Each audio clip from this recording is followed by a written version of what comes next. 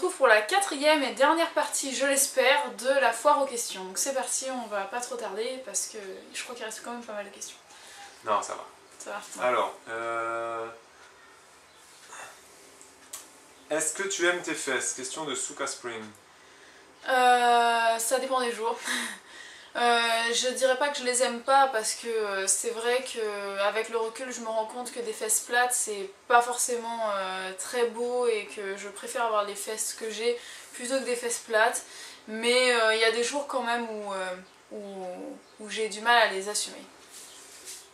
Est-ce que tu trouves que 1m60 c'est petit?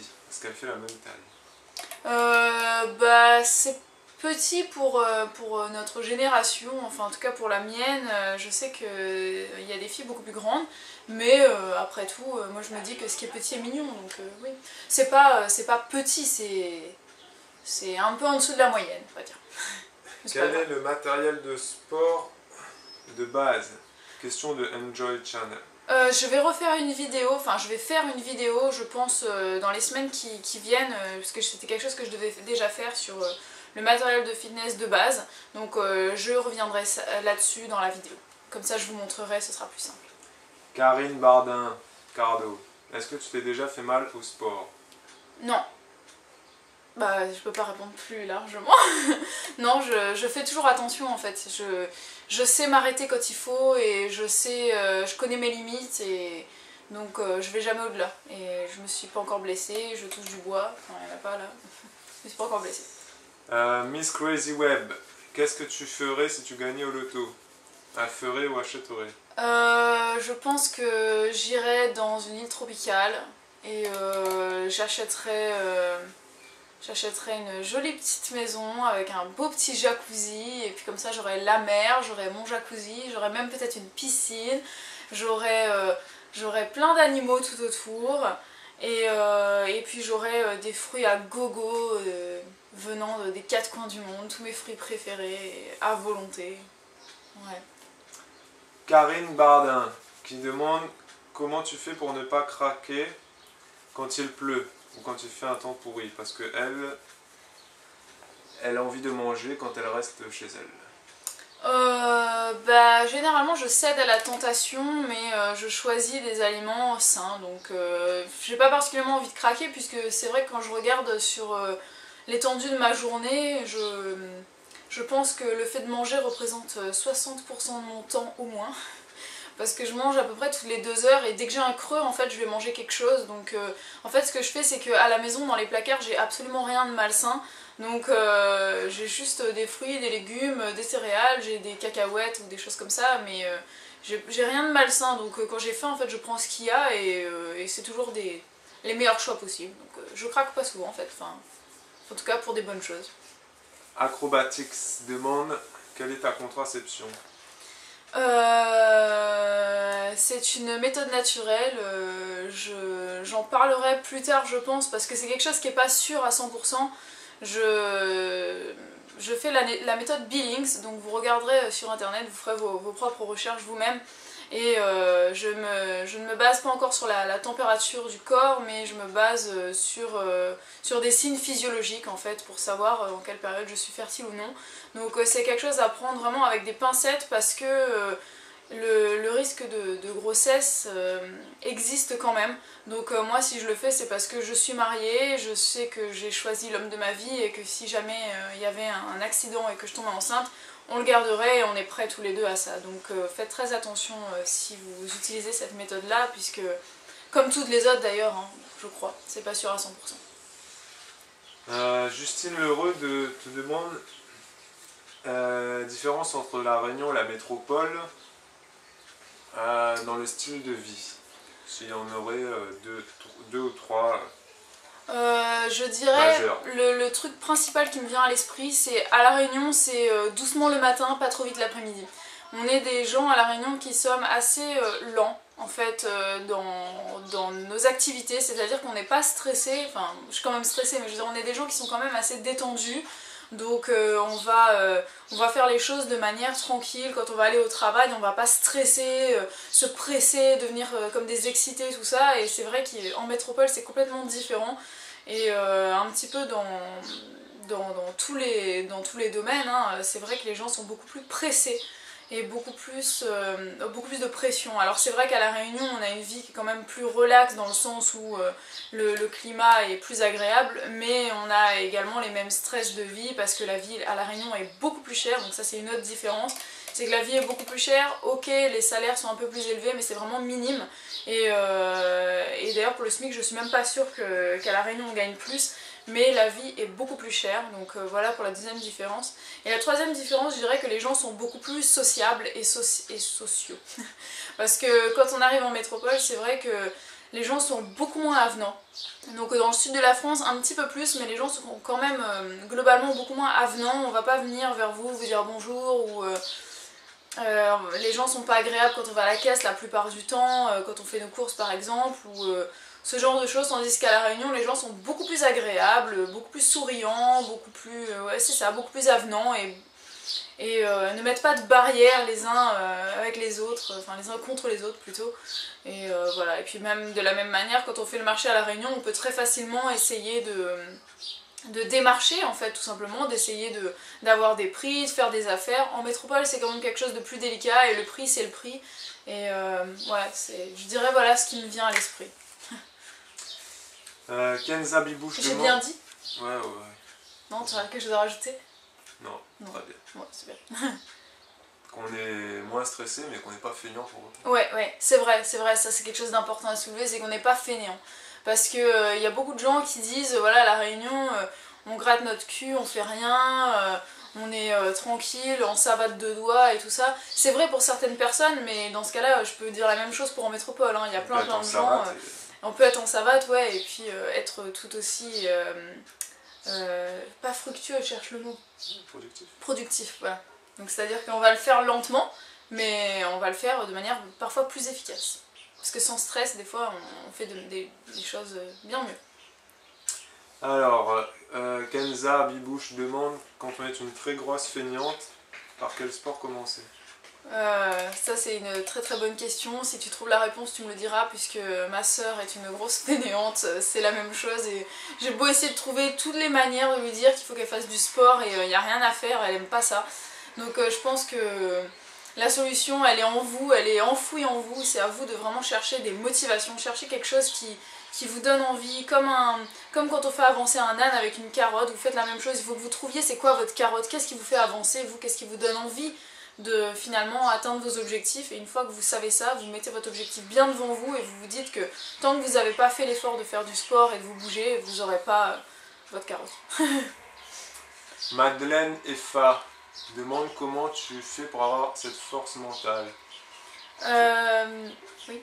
Tu arrives à tenir le sport, Je pense que... la résolution. Je pense que c'est parce que j'ai été en surpoids, que j'ai vécu des choses pas très drôles pendant mon adolescence, j'ai vécu des choses très difficiles, même pour certains aspects de ma vie. Donc maintenant j'ai plus envie de revenir en arrière, j'ai vraiment envie de me dire que je suis devenue quelqu'un d'autre et que pour moi si j'arrête le sport, que je recommence à manger des choses pas bien, que je recommence à prendre du poids, c'est comme si je revenais en arrière et que finalement j'embrassais à nouveau la fille que j'étais avant, que je redevenais la fille que j'étais et les souffrances qui allaient avec, donc c'est quelque chose que je refuse catégoriquement. Pendant très longtemps j'en faisais des cauchemars, je rêvais que rien ne s'était passé et qu'en fait j'étais comme avant. Et ça y est maintenant, je me lève le matin et je sais très bien qui je suis, je sais très bien que j'ai changé et que je ne suis plus celle que j'étais. Et je pense que c'est ça qui me donne la force de continuer, c'est le fait d'avoir vécu des choses difficiles et que je veux à tout prix m'éloigner de plus en plus de ça, quoi. Voilà. Elle demande quel est ton pourcentage de masse graisseuse. Je sais plus, tu te rappelles? 28. Non. Je vais regarder. Alors, mon pourcentage de masse graisseuse est actuellement de 27. Et j'oscille entre 26 et 27 à peu près. Voilà. Qui est normal? Bah oui. Enfin, je pense.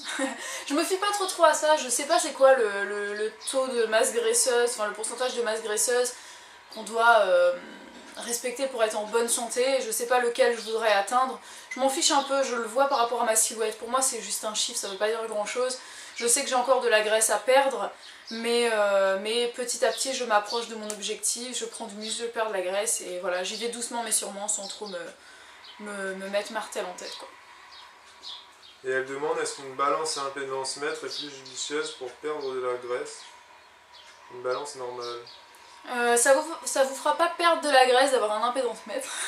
Je sais que c'est pas le sens de la question, mais ce que je veux dire c'est que effectivement si vous avez un impédance mètre, ça vous donnera plus de données qu'une simple balance qui vous donnera simplement votre poids. Et maintenant, reste à voir si c'est vraiment très très juste. Je pense que on peut quand même s'y fier, mais il faut faire attention puisque je sais qu'on m'a déjà fait la remarque qu'il y a des impédances mètres qui donnent des taux de masse graisseuse, par exemple, enfin des pourcentages de masse graisseuse qui sont totalement impossibles. Donc il faut faire très attention à ça. Après c'est vrai que ça aide si vous pesez régulièrement, toutes les semaines ou tous les mois, de voir l'évolution et de voir si vous avez tendance plutôt à prendre du muscle ou à en perdre et à prendre de la graisse ou à en perdre. Ça vous donne une meilleure idée. Dans ce cas, quand votre poids il fluctue, vous savez plus ou moins si c'est de la graisse, si c'est du muscle, si c'est de l'eau, et vous arrivez un petit peu à vous, comment dire, à vous rassurer tout simplement, ou alors à changer un petit peu vos habitudes alimentaires ou de sport. Tu peux fermer s'il te plaît. Et donc qu'est-ce que toi tu as? Quoi? Qu'est-ce que toi tu as comme balance? Moi j'ai un impédance mètre qui est de la marque Tanita, et voilà. Qui est assez fiable, j'ai l'impression. Toujours Madeleine demande oh, il crie les enfants. tu Excuse-moi, ça maintiens-tu tes conseils sur les féculents que tu avais donnés dans une vidéo? Je me rappelle plus ce que j'avais dit. Mais ce que j'ai à dire comme conseil pour moi sur les féculents à l'heure actuelle, c'est que il vaut mieux éviter les féculents qui contiennent, les céréales qui contiennent des gluten. Donc je me rappelle plus de la liste, mais bon, essentiellement le blé hein, et ses dérivés. Ça c'est une chose. Après pour le reste, le riz, le quinoa, les pommes de terre, ces choses-là, pour moi, et par rapport à mon expérience et par rapport à ce que j'ai ressenti sur mon corps, je vous le dis clairement, vous pouvez en manger, il n'y a vraiment aucun souci. Moi j'en mange à volonté jusqu'à ce que j'ai plus faim en fait. Ça me donne énormément d'énergie, ça m'aide à tenir pour le sport, et puis surtout quand j'ai envie de chaud, bah, ça m'apporte des aliments chauds. Et quand j'ai besoin d'énergie rapide et des aliments qui coûtent pas forcément très cher, c'est vraiment très très pratique. Et ça fait pas grossir. Est-ce que tu penses qu'en mangeant des céréales à chaque repas, en combinant sport et peu de graisse, on peut perdre du poids ou se muscler? Bah bien sûr, les deux. C'est ce que je fais en fait. Enfin, j'en mange pas à tous les repas, j'en mange car midi et soir. mes proches mangent énormément de céréales, riz, énormément de féculents et sont en surpoids. Bah peut-être qu'ils ne mangent pas que ça en fait. C'est-à-dire qu'il faut vraiment regarder ce qu'on rajoute dans les féculents. Si on rajoute des matières grasses, que ce soit de l'huile, que ce soit du beurre, de la crème fraîche, toutes ces choses-là, si ensuite on rajoute de la viande avec des graisses saturées ou alors des œufs avec le jaune qui est quand même très très riche, et si on rajoute tous les produits laitiers, le fromage et toutes ces choses-là, effectivement là il y aura du surpoids et c'est une évidence. Il faut vraiment combiner les choses, c'est-à-dire manger des céréales, oui, mais pas n'importe lesquelles, comme je l'ai dit, pas celles qui contiennent du gluten, et puis de ne pas rajouter des graisses avec, c'est-à-dire de privilégier les fruits et les légumes et les céréales, si vous voulez du tofu ou des choses comme ça, et faire du sport, mais pas... Enfin, faut pas manger à outrance, il faut quand même, voilà, je veux dire, manger des pommes de terre, oui, manger des frites, non, quoi. Voilà, après c'est du bon sens et il faut mettre tout ça en place pour que ce soit les meilleures conditions possibles pour mincir. Voilà. Clémence demande, est-ce que au niveau du sport, tu continueras à en faire autant une fois tes objectifs atteints ou est-ce que tu vas ralentir la cadence? Non, je pense pas ralentir la cadence, peut-être que je diminuerai le poids que je soulève par exemple, si jamais j'ai atteint ce que je veux en termes d'objectifs de prise de masse par exemple, au niveau des bras notamment, il y a un moment donné, effectivement j'arrêterai de... Enfin, c'est pas que j'arrêterai, mais c'est que j'arrêterai de monter, d'alourdir les charges. je porterai plus aussi lourd, je m'arrêterai dans ce sens-là en fait. Mais je continuerai toujours à faire du sport et 4 à 5 fois par semaine, toutes les semaines. C'est addictif et le sport ça s'arrête pas. Le sport c'est toute sa vie. Quand on arrête de faire du sport, c'est un peu comme si on arrêtait de vivre hein, pour moi. Elle redemande si tu es définitivement débarrassé des TCA. Ouais, bah complètement. Pupu33 demande si tu connais la spiruline. Oui, je connais la spiruline. En as-tu déjà pris? Et je n'en ai encore jamais pris parce que je trouve que c'est quand même hors de prix. Et oh le jeu de mots, j'ai pas fait exprès. C'est vachement cher et surtout pour ce que c'est, puisque je crois pas aux super aliments. Pour moi, tout ce qui est baie du goji et tous ces aliments un petit peu... Elle demande si je pourrais faire une vidéo sur les compléments alimentaires naturels de type spiruline, goji, acai, agar-agar, bref, les trucs à la mode. Bah je sais pas si j'en ferai parce que je risque de me prendre beaucoup de cailloux suite à ça, puisque tout simplement moi je n'y crois pas à tout ça. Je suis sûre que ça apporte des bonnes choses, mais je suis sûre que c'est vraiment pas indispensable à notre équilibre.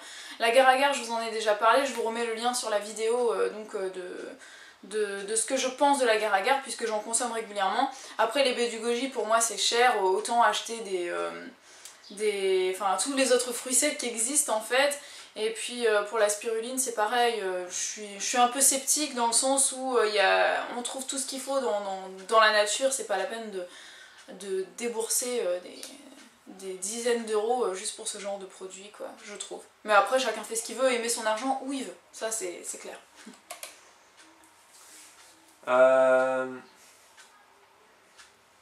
Donc il y a Supiolf. Non, qui pose juste la question sur la contraception. Ouais. Et Zazubida demande si tu peux faire une vidéo sur les régimes en général. Ouais, je vais en faire une. Il faut que j'en fasse une. Ça va être... sur du camp et tout ouais, ça. ouais, faudra que je le fasse. C'est vrai que ça va me prendre du temps parce que j'ai envie que ce soit bien fait, que ce soit clair, que je puisse un petit peu aborder tous les sujets. Donc ça va prendre un peu de temps, mais je vais la faire, je vais essayer de bien la faire. Elle demande comment perdre de la graisse culotte de cheval. Alors, pour le ciblage de l'amincissement, j'ai déjà fait une vidéo, donc je t'invite vraiment à aller la regarder. Dedans, j'explique un petit peu comment perdre en fonction d'où tu veux perdre, qu'est-ce qu'il faut faire, comment mettre toutes les chances de ton côté et tout ça. Tout est dit dans la vidéo. Et comment... et quel est ton parfum préféré? Je crois que j'avais déjà répondu, mais bon, c'est rapide. Mon parfum préféré, c'est l'eau de Kenzo et Pampelune, je crois qu'il s'appelle, qui est un parfum de gamin au pamplemousse, aux agrumes. Lucy Dreams demande: j'ai cru comprendre que tu faisais de la salsa et que tu as aussi donné quelques cours. Quelle place prend la danse dans ta vie? Une assez grande place, enfin en tout cas j'essaye au maximum. Effectivement j'ai commencé la salsa il y a maintenant bientôt 4 ans, c'est comme ça que j'ai rencontré mon mari, hein, comme je vous l'ai expliqué dans ma première FAQ. C'est vrai que depuis ce jour-là j'ai jamais arrêté, j'ai pris quelques cours à la fac en fait et puis après ça a été terminé, j'ai plus du tout pris de cours, donc en fait tout ce que j'ai appris en salsa plus bachata et kizomba, tout ça, ça a été vraiment en soirée en fait, puisqu'il y a des soirées salsa un petit peu partout en France, à La Réunion, toutes les semaines, et j'y vais régulièrement avec mon mari, donc on y va, on essaye d'y aller au moins une fois par semaine, des fois on y va un peu plus, il y a des semaines où on y va 3 fois par exemple, et c'est vrai que c'est très très important parce que c'est pas, enfin je peux pas appeler ça une passion, parce que si c'était une passion on écouterait de la salsa tous les jours et on irait à des soirées tous les jours, ce qui n'est pas le cas, mais c'est quand même très très important dans notre vie. Et puis on a donné des cours effectivement, c'était quand on était à Angers dans une association, c'était vraiment super sympa et nos élèves ont fait d'énormes progrès très très vite et on était très fiers d'eux. Et puis sinon, depuis qu'on est du côté de Perpignan, on va à des soirées assez régulièrement, comme je vous l'ai déjà dit. Et j'aimerais bien l'année prochaine qu'on s'inscrive dans une école de danse par ici pour pouvoir s'inscrire et concourir niveau débutant adulte pour des concours de danse sportive et tout ça. Voilà, non, c'est très très important dans notre vie et j'adore toutes les danses latines et j'ai soif d'apprendre, j'ai envie de faire des stages, de me perfectionner encore et voilà, c'est vraiment quelque chose que j'adore. Elle demande, est-ce que tu as déjà pensé à être coach plus tard? En diététique ou ça m'a déjà effleuré l'esprit, c'est quelque chose qui me plairait beaucoup puisque j'aime beaucoup aider les gens et que c'est quelque chose, une démarche que je trouve vraiment intéressante. J'aimerais beaucoup aller chez les gens, les pousser, leur apprendre comment faire, quoi prendre, comment manger, comment essayer de se bouger et tout ça. Malheureusement, je ne sais pas du tout quelle démarche suivre, je ne sais pas quelle formation faire, je ne sais pas comment m'y prendre. Donc pour l'instant, je laisse les choses se faire petit à petit et puis on verra bien là où le vent m'emportera. Mais c'est vrai qu'à une échelle un peu plus large, je pense quand même déjà faire un petit peu ma coach entre guillemets quand on m'envoie des messages privés et que j'essaie vraiment de répondre à tout le monde pour les aider dans divers aspects de leur vie. C'est pas tous les jours facile parce que vous êtes de plus en plus nombreux, donc c'est difficile pour moi de suivre, mais je le fais toujours avec plaisir et c'est vrai que si ça pouvait être mon métier, ce serait... c'est un de mes rêves, ouais. Voilà. Bon ben, Clémence demande, est-ce que tu parles réunionnais avec ton mari? Non, pas vraiment, sauf que quand on s'insulte peut-être, quand on s'engueule peut-être un peu, des fois on se parle en créole un petit peu pour rigoler, mais non, sinon on parle pas vraiment créole, plutôt quand on va à la Réunion, un petit peu avec la famille comme ça, mais non, à la maison on parle français. Où as-tu fait ta scolarité? J'ai fait tout mon primaire à Chevilly-la-Rue dans le 94, près de Paris. À partir du CM2, j'étais à La Réunion, donc j'ai fait du CM2 jusqu'à la terminale, enfin jusqu'à mon bac, j'ai fait toute ma scolarité à La Réunion. J'ai fait ma première année de fac à Paris, à Jussieu, et ça a été une grosse dépression pour moi, donc je suis illico rentrée à La Réunion et j'ai recommencé ma première année de fac et j'ai fait toute ma licence et ma maîtrise à La Réunion et ensuite je suis venue en métropole. Voilà. Et elle demande si ta chaîne, toujours Clémence, t'a aidé à avoir confiance en toi. À prendre un peu plus confiance. Un petit peu certainement, dans le sens où je me rends compte que je suis un peu trop difficile avec moi. À force de recevoir des compliments sur ma façon d'être, je parle même pas de mon physique, hein, mais sur ma façon d'être, sur ma mentalité, mon naturel et tout ça, le fait de recevoir des bons retours par rapport à ça, c'est vrai que ça m'a fait gagner en confiance en moi. Après, c'est vrai que la confiance que j'ai en moi existait déjà, puisque j'ai fait un gros travail là-dessus depuis maintenant bien longtemps. Et j'essaye tous les jours de mettre les choses en œuvre pour prendre confiance en moi. Donc d'ailleurs à ce sujet-là, je ferai une vidéo pour vous donner les conseils que j'applique, enfin en tout cas que j'essaie d'appliquer au maximum sur moi pour essayer de maintenir cette confiance en moi. Donc si ça vous intéresse, n'hésitez pas à me le dire en barre de commentaires, j'essaierai de mettre cette vidéo en place, peut-être accompagnée d'un article sur le blog, je vais voir. Mais c'est vrai que ouais, ça m'a aidé à avoir plus confiance en mon mental peut-être, non je sais pas. Ouais, je sais pas trop, je sais pas trop comment expliquer ça, définir si j'ai pris confiance en moi. Pas vraiment, puisque j'avais déjà confiance en moi. Enfin, j'essaye. Et est-ce que tu as atteint tes objectifs au niveau de la silhouette? Non, je n'ai pas encore atteint mes objectifs. Je sais pas si je les atteindrai un jour, hein, parce que quelque part on a envie d'atteindre nos objectifs, puisque c'est le but de chacun. Mais d'un autre côté, ça fait presque peur d'atteindre ces objectifs, parce qu'on se dit une fois qu'on les atteint, qu'est-ce qu'on fait? Il n'y a plus rien. Donc je me demande si c'est pas pour ça que finalement on recule toujours un petit peu. On avance, on recule, on avance, on recule. Parce que finalement, ce serait comme une deadline, comme un... Comment expliquer ça? Comme si après il n'y a rien, quoi. Comme si c'était la mort. Non, je sais pas la mort, mais... Enfin, je sais pas si vous me comprenez. Mais ouais, non, j'ai pas encore atteint mes objectifs. J'ai besoin encore de perdre un peu de graisse et j'ai besoin de construire un peu de muscle pour que ma silhouette soit plus harmonieuse. Ma silhouette est harmonieuse, mais je veux dire... le bas de mon corps est quand même très musclé, je vois bien mes muscles de cuisses, mes muscles de fesses et tout ça, mais le haut de mon corps est et pas assez sculpté, voilà. Donc j'aimerais qu'on voit un petit peu plus la forme de mon épaule ici, qu'il y a un petit creux là, qu'on voit un peu mieux mon biceps, enfin que ce soit un peu plus dessiné, quoi, qu'on voit que je fais de la muscu, quoi. Voilà. Ben voilà. C'est bon? On a fini?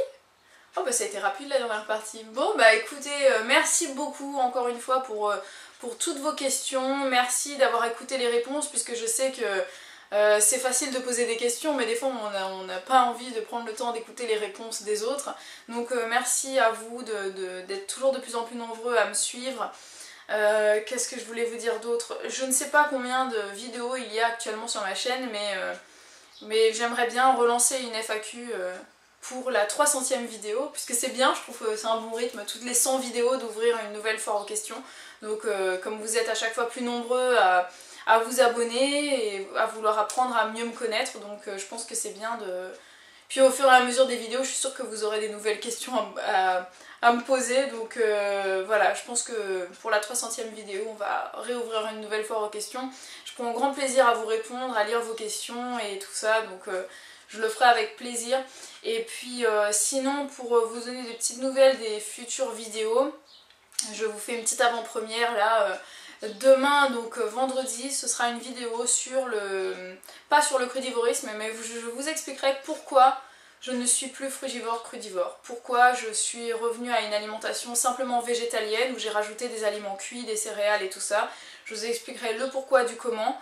Et puis samedi, je pense vous faire une vidéo sur la série modèle photo, puisque je vous avais fait une vidéo il y a un petit moment de ça maintenant sur le fait d'être modèle photo, comment faire pour se lancer et tout ça. Et là je vous parlerai des premiers pas dans la photo, c'est-à-dire la relation avec les photographes, comment repérer les tordus, pervers et tout ça. Et puis si ça vous intéresse, plus tard je referai une vidéo sur les attitudes de pose et les vêtements et ce genre de choses. Voilà, donc j'espère que ça vous a plu, je vous retrouve très très vite pour de nouvelles vidéos et je vous fais des très gros bisous et puis je vous souhaite un très bon jeudi. Voilà, à plus.